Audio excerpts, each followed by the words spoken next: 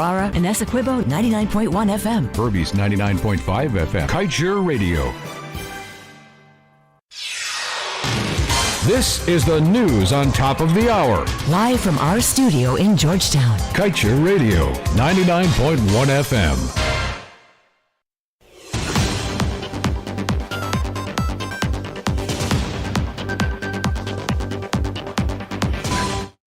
Good day, welcome to your news at noon on Kaieteur Radio. I'm Kevin Smith. Making top story today, Exxon's contract on 2% royalty misleading as Guyana bears the burden, says Christopher Ram. Guyana losing big from 7 to 5% cost oil Exxon deducts, according to international expert, as areas include interest on loans, decommissioning fees, and tax waivers, and more. Venezuelan gang plunders $24 million in raw gold and cash at Etoringbang. Government seeks expert guidance on Glenn Lal's challenge to Exxon tax waivers and asks court for extra time. Bartica girl found with ganja in school. Man who sets couple on fire captured and to face murder charge. Private sector backs nixing of Ram's logistics as company says 400 jobs at risk over non-approval of local content certificate. Stay tuned to stay informed. Go loud or go home. Never miss out on your favorite local radio segments, local and international podcasts, and DJ mixes. That's right. With the Go Loud app. Discover podcasts like Common Sense, Red Table Talk, The Breakfast Club, and the best mixes from DJs worldwide, and much more. Stream all of your favorite local radio stations in one app. Go loud on what matters to you. Download the Go Loud app in the App or Play Store today and start listening.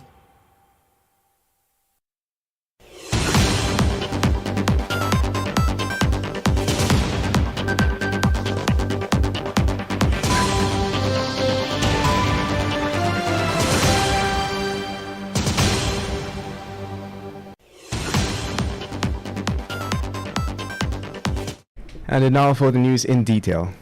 With the revelation that royalty being paid to Guyana by ExxonMobil is in fact being recouped by the US-based operator of the Stabroek Block, it should be noted that the country was warned about the misleading nature of the production sharing agreement at least 3 years ago by chartered accountant Christopher Ram.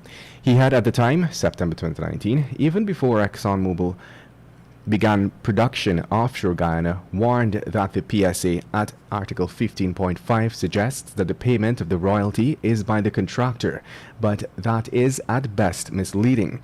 Royalty, he argued, is not being paid by the contractor, but like any other expense, is borne by the government as well as the contractor.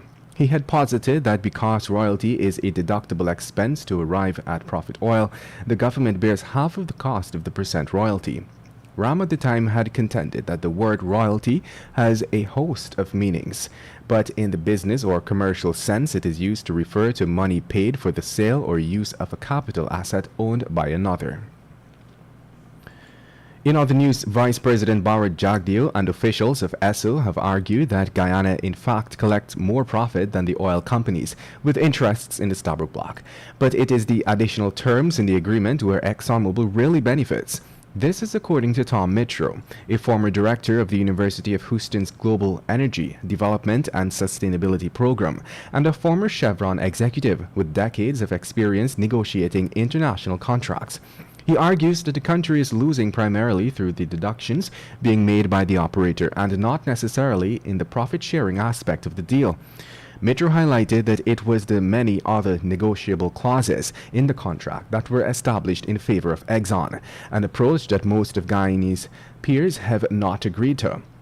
He cited as example that one such provision allows Exxon to recover all interest on loans borrowed to fund the development of related oil projects. In practice, Mitro said this means that the operator and its partners are able to charge Guyana for the cost of borrowing from their affiliates with no limits. The same goes for decommissioning fees and tax waivers, the expert added. In other news, workers of a 24-year-old Guyanese businessman were on Thursday held at gunpoint by a gang of heavily armed Venezuelans as they invaded his home and carted off some $24 million worth in raw gold and an undisclosed amount of cash. The businessman was identified as Leon Sam, a fuel dealer within the Etoringbang community. According to police, the 7-man gang attacked around 3 hours 30. Sam was not around at the time of the robbery, but his workers were there in a separate building from his home. The gunmen pulled up in a boat at the businessman's landing and began their invasion. The Guyana police force have in the past stated that it would normally conduct joint patrols in the river to protect Guyanese citizens from these gangs, but to date there are still reports of robbery and harassment from the Venezuelan criminal groups commonly known in the Kaieteur district as the guerrillas and the sindicatos. Meanwhile, the government of Guyana has asked the High Court for more time to seek expert guidance on how to respond to a case filed by Kaieteur News publisher Glenn Lal over the extensive tax waivers which were granted to ExxonMobil, its partners and affiliates. In January, the Kaieteur News publisher filed an action to challenge the petroleum agreement, dated June 27, 2016, between the government and the oil companies. According to Lal, the agreement between the oil company and the government grants exemptions to persons other than licensees which violate the Petroleum Exploration and Production Act, the Financial Administration and Audit Act, and the Constitution. And in other news, a female Form 1 student of a Bartica secondary school was on Wednesday found with 2 Ziploc bags of marijuana stashed in her socks. Police learned that the school's headmistress had received information that Form 1 students had marijuana in class. The woman then decided to search the students and found the drugs in the 12-year-old girl's socks. When questioned, the child related that she had gotten the drugs from her classmate. The student added that the classmate had stolen the drugs from her father and brought it to school. Police have since contacted the father and he has admitted that indeed the drug was his because he smokes it. They were subsequently released from custody and were advised to return on Thursday to be taken to the Child Care and Protection Agency for further investigation into the matter. The time has now moved on to 12 hours 8. We'll take a short break and return with your news.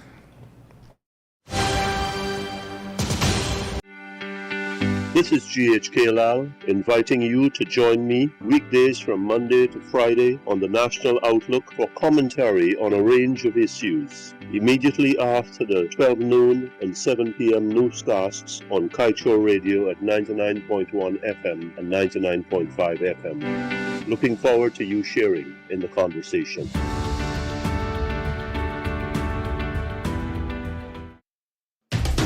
Diana, join me on the Glenn Lal Show every Monday, Wednesday, and Friday at 7:20 p.m. and a rebroadcast at 11 a.m. The Glenn Lal Show only on Kaieteur Radio 99.1 and 99.5 FM.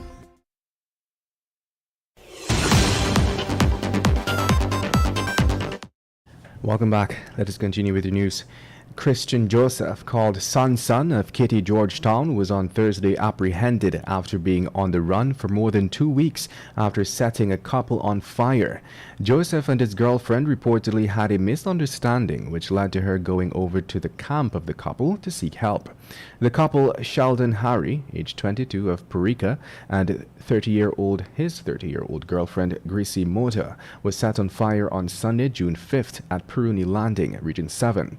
It is understood that Joseph followed his girlfriend over to the couple's camp where he had threatened to hurt her and anyone else who intervened.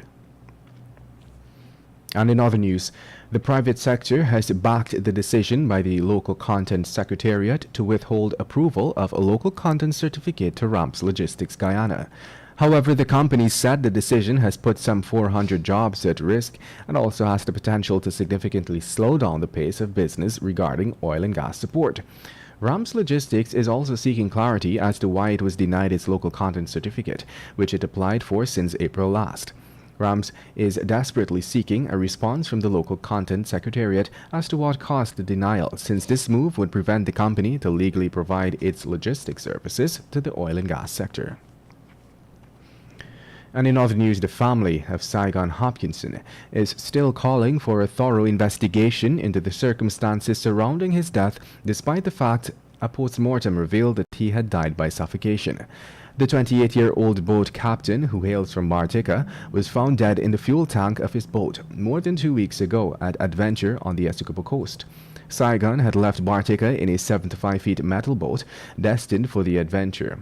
adventure in a bid to purchase fuel. On the morning of June 6th, however, the man's body was found motionless in the fuel tank within the boat.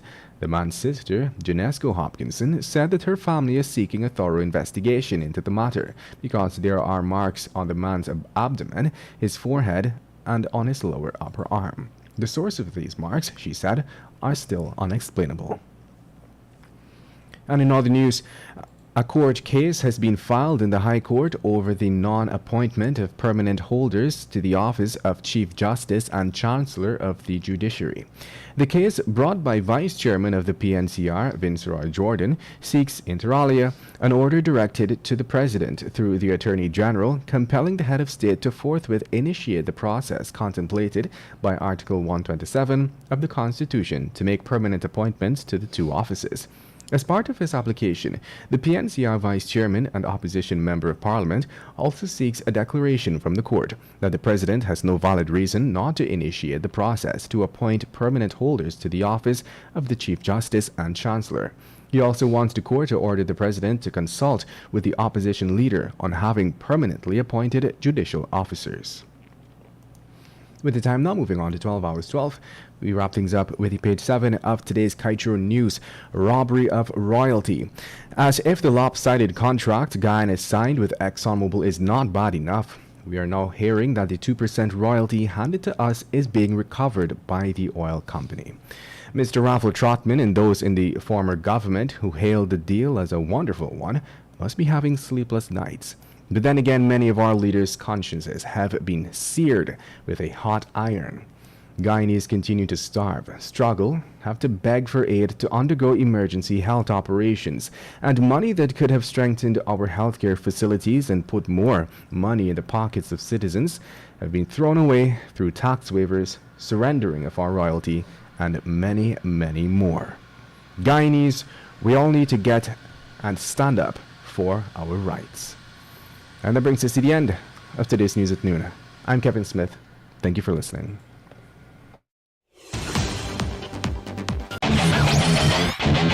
Want value for your advertising dollar? Then place your ads on Kaieteur Radio's newscasts. Streamed live on 6 different mediums, reaching hundreds of thousands.